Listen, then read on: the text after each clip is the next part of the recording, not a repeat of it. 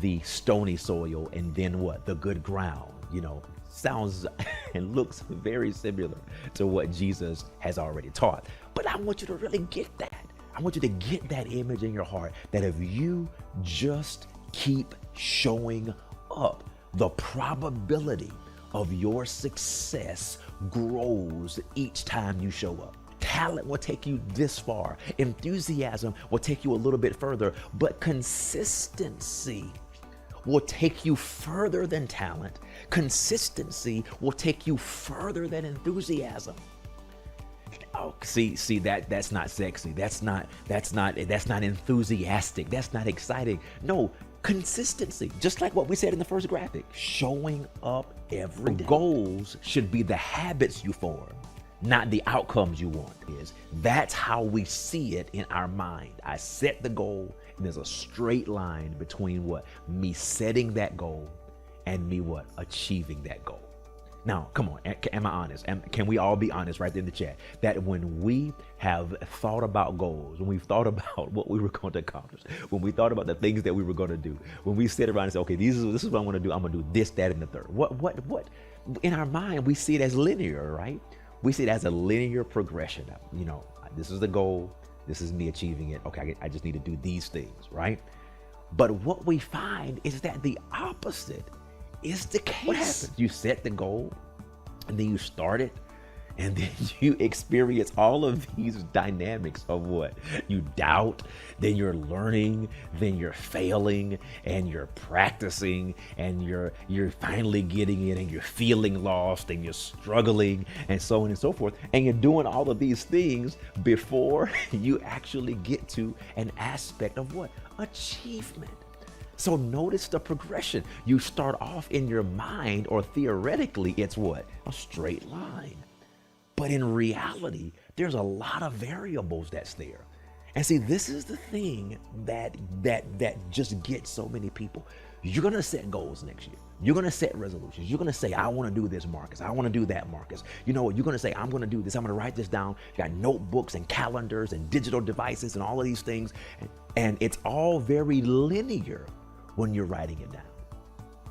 But the problem is we don't write down, what are the 5 obstacles that I can reasonably anticipate that could occur that could keep me from achieving this goal?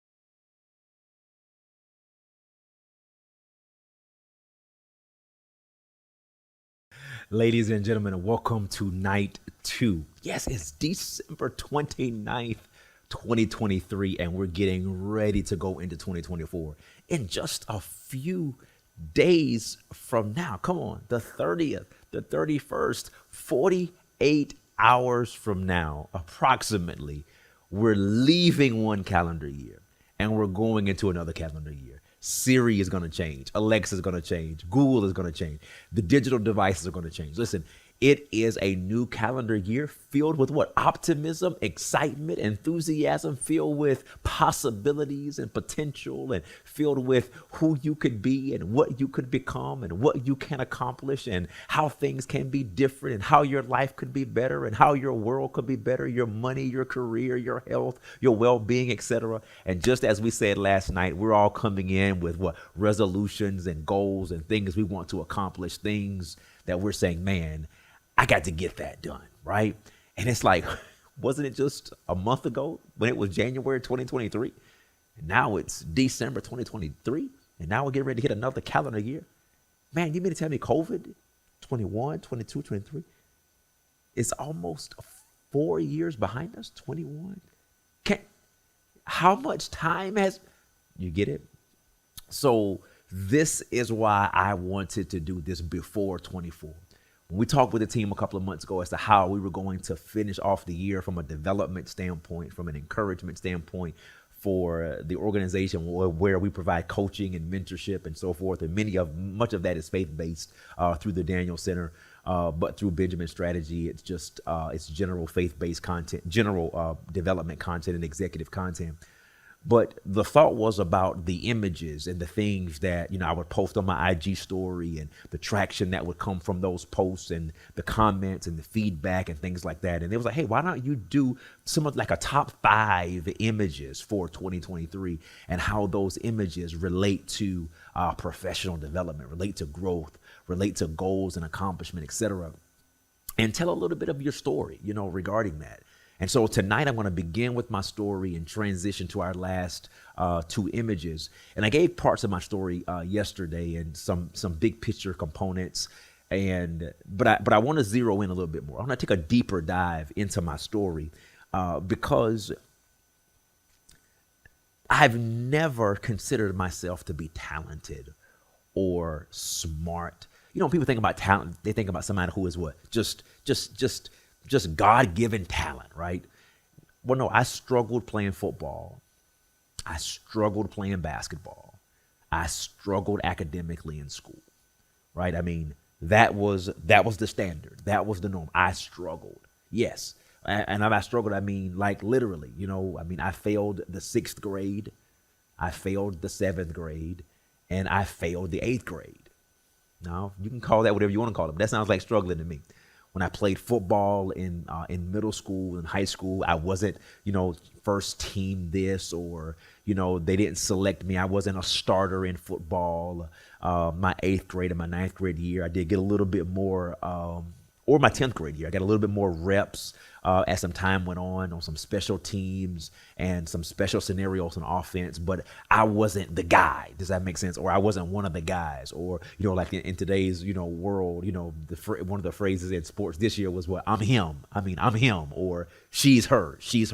And it's just a way of saying, hey, that person's got it. Whatever it is, they've got it. No, I never had it. I never had it in football. I didn't have it in basketball. But there was something that I did have. And what I did have was a tenacity.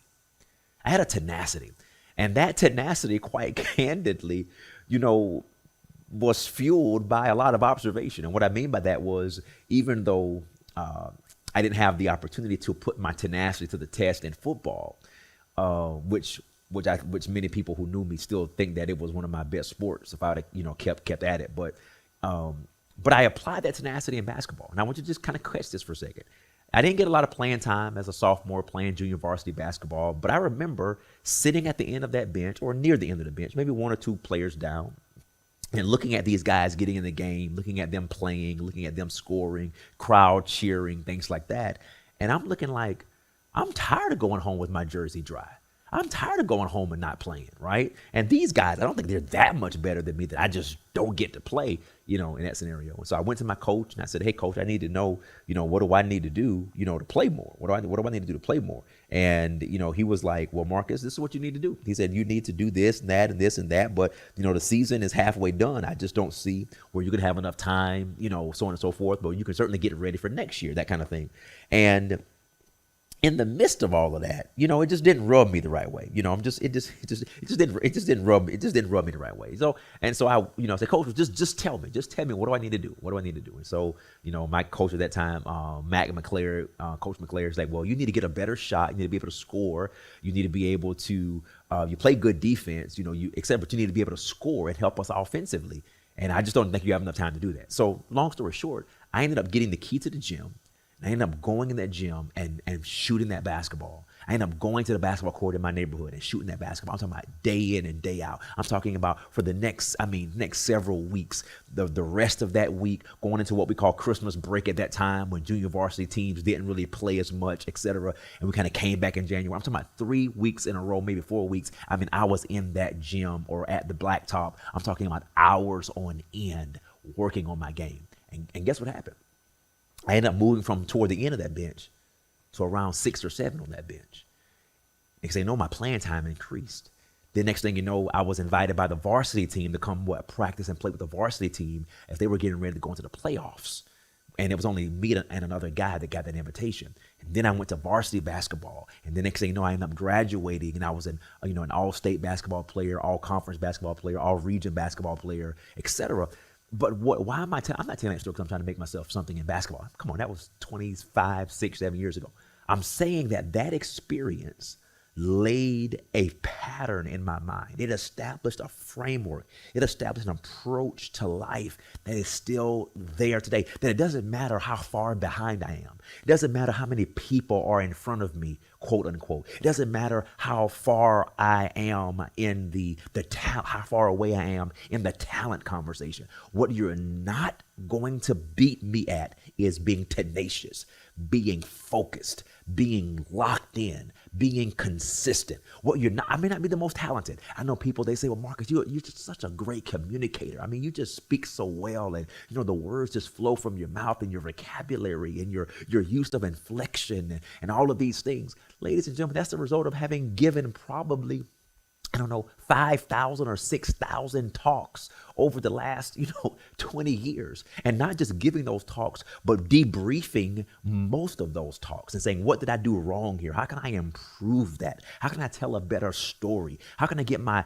hand and my eye coordination and my cadence established so that my audience can follow my rhythm?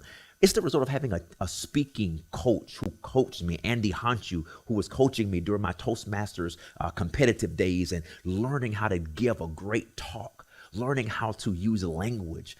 It was developed through reading the dictionary and learning the use of words and the proper pronunciation of words and the proper application of words. So when people say, oh, he's just so talented, God just gifted Marcus. Well, if he did gift me, he gifted me with what? Tenacity.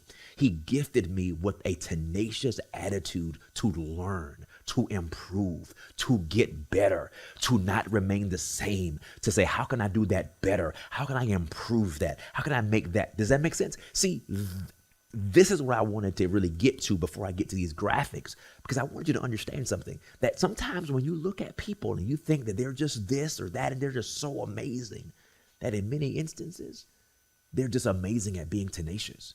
They're just amazing at being consistent. They're just the ones that refuse to give up and quit. They're the ones that just keep showing up. They're the ones that have a plan for the emotional downturns. They're the ones that have a plan when they don't feel like doing it. They're the ones that have a plan when people say things can't be done or situations say things can't occur. These are the people who end up winning. And guess what? You can be one of these people. There is nothing stopping you from being one of these people. And I'm going to show you how to break through that in my next 15 minutes as we're in night 2 of BEFORE24. And I know I've jumped in, but listen, go ahead and drop your city and drop your state in the chat. Come on, drop your city, drop your state in the chat. Let me know where you are streaming and watching this. Come on, drop your city and drop your state in the chat as I get ready to dive into these 2 visuals that the others are important, and it was a foundation, but it was a setup for today. Last night was a setup for tonight. The 3 previous visuals were set up for what? For the visuals tonight that I believe is just going to be like, poof. I mean, it's going to be a mind-blowing, you see the light bulb behind me, a mind-blowing eureka moment. You see, there it is. Yeah, that mind-blowing eureka moment. So let's get into the first graphic for tonight. Can we get that first graphic for tonight? No, for some reason, there was those glitches that have been happening. We got to solve that. Listen, see, that's a commitment to excellence. We had to learn what's been happening, and we had to fix it, and we had to improve upon it. Got it? So let's see if we can get to that first graphic. So that's not, that's a good one, but that's not the first one. There we go. Thank you. So you got a little sneak peek. Here it is. Look at the graphic. Look at the upward trajectory of the arrow. Look at the straight line that represents time. You see, that straight line that's going across represents time, and it represents the effort that you give over a period of time, right? So you have time, 3 days, 3 weeks, 3 months, 3 years, right? That's the timeline. And then you have what? The inflection of the arrow that deals with what? Growth and trajectory and accomplishment, right? But notice the brackets that tell us where most people quit. Most people quit right when that arrow is starting to turn what upward. That upward slope in the arrow is where most people quit. We call this the learning curve. We call this the growth curve, and it's also a part, the left side of what, the bell curve. That right before most people start experiencing growth, right before they start experiencing that upward trajectory, this is when most people quit. You know why they quit? Well, I can give you, there are two reasons why. And the first reason why they quit is because inspiration can only take you so far. Oh, come on, drop that in the chat right there. Do you see it? Inspiration can only take you so far. There's only so far being inspired is going to take you. There's only so far enthusiasm is going to take you. There's only so far being motivated is going to take you. Now, I remind you, motivation, inspiration, enthusiasm, they are important. They are needed. They are necessary, but they can only take you so far. And there are too many people who are trying to accomplish major life goals, major transforming events, change management in their life, their career, their health, their well-being, and they're trying to do it with the fuel of inspiration. You see, the fuel of inspiration is necessary. It just can't take you all the way. Okay, let's try that one more time. The fuel of inspiration is necessary, but it just can't take you all the way. Because when you start hitting that curve, that upward trajectory, guess what happens? It gets tougher there. It gets more difficult there. It gets more frustrating there. You experience setbacks there. Does that make sense? So as great as inspiration is, and as important as it is, the problem is it doesn't have enough fuel to cause you. Being inspired, let me say it this way, won't get you out of the bed when it's cold in the morning to go to the gym. Being inspired won't cause you to save that $200 rather than going out to eat, even though you just went out to eat last night. And you said you're going to save that money and you're not saving it. You see, being inspired isn't enough fuel when your boss throws that work back in your face and that's not good enough. Being inspired isn't enough fuel when you get turned down for promotions and jobs that you feel as if you're more than qualified for.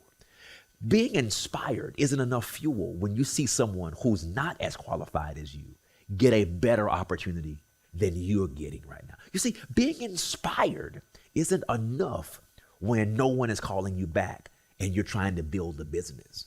You see, you have to have something that goes beyond inspiration.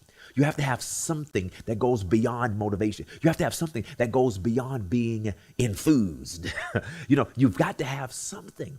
And when we look at the graphic, I want you to just really get this picture in your mind, that the upward trajectory, that the upward momentum, that the upward path that you need to be on, it is available. But you have to embrace the truth that inspiration can only take you so far, and inspiration will box you in. As long as it's easy, as long as there are no objections, there are no hindrances, there aren't that many no's, as long as things are occurring and no. You have to understand. I have to understand that inspiration can only take us so far. It can't get us up to that upward trajectory, because 3 days, 3 weeks, 3 months, however long it is, inspiration cannot take you the distance. Think about a car, for an example, right? And your car says premium. And premium is in many cases, 20, 30, 40 cents, more expensive than regular. But you want to put in regular. Now you can put in regular. There's nothing stopping you from putting in regular. And guess what? Your car will take regular for a short period of time. But guess what's going to happen to that engine? Your engine is going to start what? Declining in performance. When you need that push of energy, the engine won't have it. And then over time, guess what's going to happen? Your engine is going to begin to what? To fail. Because the fuel injection systems and everything that requires that level of fuel that comes with premium, you've been constantly putting in fuel that can't what? Take it the distance. And you're going to mess up that vehicle because you're not putting in the fuel that it requires to get you to your destination. So again, cheaper is available, but cheaper just won't take you all the way. Oh, my time is moving. Come on. Is this helping? Do you see it? There's some goals that you have. It requires jet fuel. There's some goals that you guys have. It requires diesel fuel. There's some goals that you have that require what? Premium fuel. Very few goals require regular gas. Okay, let me see. Very few goals require regular gas. It requires a premium performance. It requires a greater sacrifice, a greater investment than what you have given up to this point. That's the reason why it's a goal. It's something you're wanting to what? Accomplish that you haven't accomplished up to this point. So inspiration is good, but inspiration is cheap fuel. Oh, you say, well, Bishop, no, you need it. It's good. When you're riding, a moped, or you're riding, you're just in cruise mode, right? You're in cruise mode. But when you're trying to get uphill, When you're trying to get uphill, you need the kind of fuel and combustion that can push you forward. And that is not found in consistency. But where is it found? Let me give you the answer. You've already seen it, when the glitches were happening with the graphics. But where is that fuel found? What is that fuel? Ladies and gentlemen, the fuel is habits. Come on, look at this graphic. This is one of the most powerful graphics. Listen, we're closing with this one because it's one of the most powerful graphics. So we're superimposing upon the previous graphic with this graphic. So notice in the previous graphic, it said inspiration can only take you so far. Notice the same box is the box of habits. That your habits create your ceiling. Notice you can't go, listen to me, let me say it this way. You cannot go any further than your habits. So the challenge we have is that inspiration doesn't give you new habits. Did you hear me? Being inspired, going to church on New Year's Eve, or if you're watching this and it's after the New Year's and, going to a motivational seminar, going to church on Sunday, going to a business conference or a growth conference or whatever the case may be, and you leave inspired, none of it matters when you hit the growth curve, the learning curve. Inspiration doesn't give you enough fuel. It takes habits because habits create your ceiling. And so if you're inspired, the next thing you have to ask yourself is, what are the top 5 habits I need to eliminate? And what are the next 5 habits that I need to start? Let me say it again. We're almost done on night 2. Come on, December 29th, before 24, right? What are the top 5 habits you need to eliminate? And then what are the top 5 habits that you need to what? Add. You see, because inspiration can't take you up that hill. You should be inspired and say, okay, now that I'm inspired, now that I'm motivated, now what are the habits? We are building a $250 million consulting company. I didn't have any habits that could take me in that path. I didn't have any habits to do that. I didn't get those habits from my parents. I didn't get those habits from my family, from my community. I love my family. I love my community. But There was no African American male in my family or in my community that had built a $250 million company. I didn't even know one that built $1 million company. So that means I had to what? Get around men and stay around men who could teach me the habits of building this type of company. And we are on our way, well on our way, by the grace of God. But what is the point? I'm indifferent to say. My habits were my ceiling. Come on. My habits were my ceiling. So right now, the problem is never your goal. The problem is never your desire. The problem is never the outcome you want. The problem is never the goals you desire. The problem is that your habits are your ceiling and you cannot go any further than your habits. It doesn't matter how much you want to do something. It doesn't matter how much you believe God may want you to do something. It doesn't matter how important something is to you. It is never going to be more or greater than the habits that you create, because your habits create your ceiling. So people quit because they're no longer inspired. And because they quit when they're no longer inspired, listen to me very carefully, they default to their habits. I heard somebody say a few years ago that when you're under pressure, you never rise to the occasion. You always descend to your habits. Man, that is so good that whenever you are under pressure, you don't rise to the occasion. You descend or default to your habits. So when we see Stephen Curry getting that ball and him shooting that three-pointer, when all the pressure is on him, or Kobe Bryant or Serena Williams or, Les Brown on the stage, or whomever you see as great and fantastic, whatever the case may be, you do not rise to the occasion. You default to your habits. So it doesn't matter if you believe God wants you to do something. It doesn't matter if it's important for your family, if it's important for you, if it's something you've always dreamed and wanted. Your habits are your ceiling. Your habits are your ceiling, which means you can't go in life any further than your habits. Oh, goodness. You can't go any further in life than your habits. So you reflect on your habits.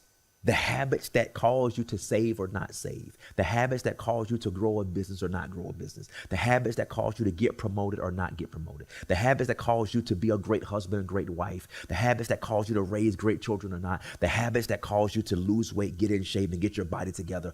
Or do you have the habit of excuses?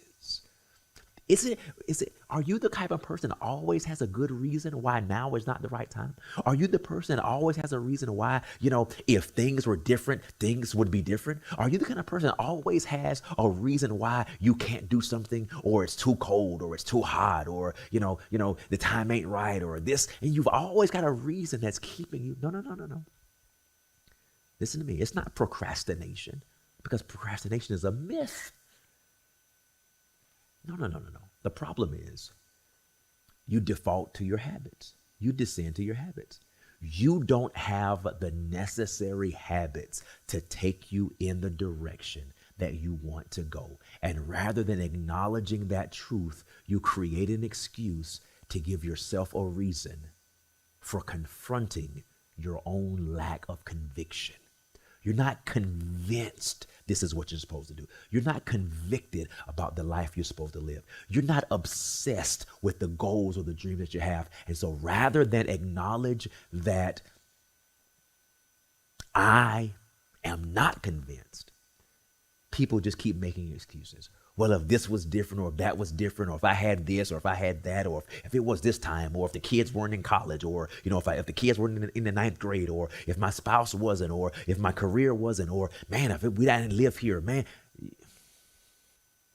Think about it this way, and I'm done. I'm using exercise because exercise is one of them, and it's so ubiquitous, right? How many people talk about wanting to exercise and get in shape, and there's always a reason why. You can exercise at home. You could walk around your neighborhood. You could buy weights from Walmart. What I'm saying is the problem is never the choices.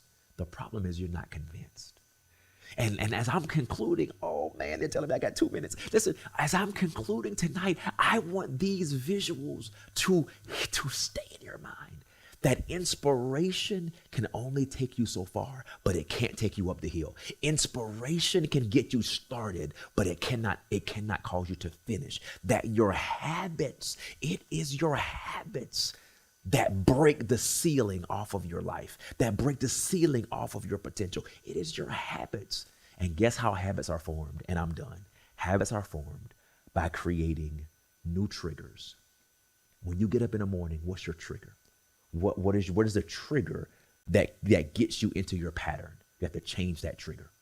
When you get home in the afternoon, what is the trigger that gets you into a pattern? You have to change that trigger. When you get paid, what is the trigger that causes you to do X, Y, or Z? You have to identify the triggers so you can then create a new habit loop, which is a whole nother conversation. I don't have time to go into it. Because as you start identifying the triggers and then creating new patterns of behavior, guess what's going to happen? That ceiling of limitation will be broken off of your life. And as you go into 2024, watch night services, or if you're watching this and it's already 2024 and you're excited, you're enthusiastic, you've been to church, you've been to a seminar, you've been to a business meeting, and you're thinking about what am I going to do? How am I going to do it? It's going to be amazing. Your habits, more than talent, more than enthusiasm, will take you in the direction that you need to go, and will cause you to be in the right place at the right time with the right people.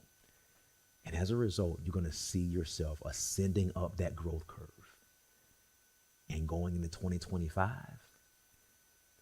you will be the kind of person that will be motivating and inspiring others because they see how drastically your life has changed. Because 2024, it really was, and it really became your year. I believe it's your year. Before 2024, you've received this insight. And go